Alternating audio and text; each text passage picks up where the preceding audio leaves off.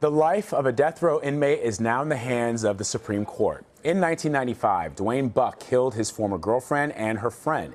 He has been fighting his death sentence for years, saying it was based in part on racial prejudice. That's because a psychologist told jurors Buck posed a greater threat to society because he was black. Now it looks like the Supreme Court may be willing to give Buck another chance.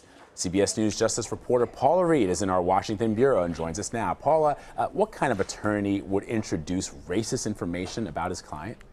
It's a great question, Vlad. It won't surprise you to know that this attorney is now considered, looking back, one of the worst death penalty attorneys in U.S. history. In fact, the New York Times did a profile on him, dubbing him the man known for losing capital cases. So it's not surprising that many of his clients have asked for and received new hearings, either whole trials or sentencing hearings. And that's why Mr. Buck believes he, too, should get a new sentencing hearing. And Paula, you were at the Supreme Court on Wednesday. I saw your Facebook Live. How did the judges react to Dwayne Buck's case?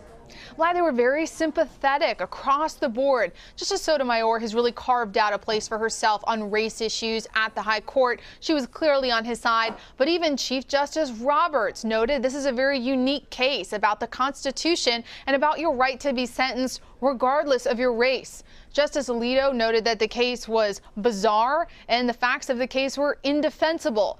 But both Chief Justice Roberts and Justice Alito, they said that even if they were to side for Mr. Buck, even if they were to give him a win here and potentially get him a new sentencing hearing, they want it to be narrow. They do not, they said, want to open the floodgates to all these people asking for new sentencing hearings if they've received the death penalty. So the point here is that the death penalty in this case, but does it signal that the court is willing to take up the issue? Well, this case specifically is, of course, about bad lawyering and about the procedure, the administrative hurdles you have to get over if you had a bad lawyer to get any sort of relief. But they did sort of touch on this question of whether or not the court should take up the issue of the death penalty. Justices Ginsburg and Breyer have both said that they believe maybe it is time for the justices to revisit this issue. But Justice Breyer says he doesn't believe the court will actually abolish the death penalty in his lifetime. But all of that really underscores the importance of that missing ninth justice. Whoever he or she is could have a really important role if they did take up that issue again. And Paula, so the court now has 8 justices following Antonin Scalia's death, and President Obama's nominee for the court, Merrick Garland, he's not been given a hearing on that vacant seat. So will that have any impact, the absence of a justice on this case? It could. If the court splits 4-4, which we saw last term, that did happen, that affirms the lower court's ruling. And that means that Mr. Buck has no hope virtually of ever getting a new sentencing hearing.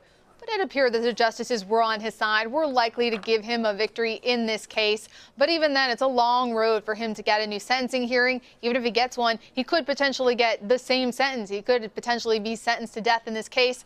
But Vlad, I talked to his stepsister at the court today. She was actually shot back in 1995 when he committed these murders. She believes that he is a changed man. She said he was on drugs at the time that he committed this crime. She said that during his time in prison, he's had a perfect record, and she believes that he would be given a life sentence and not the death penalty if he does get a new hearing. All right, Paula Reed following the story for us in Washington. Thanks, Paula. Thank you.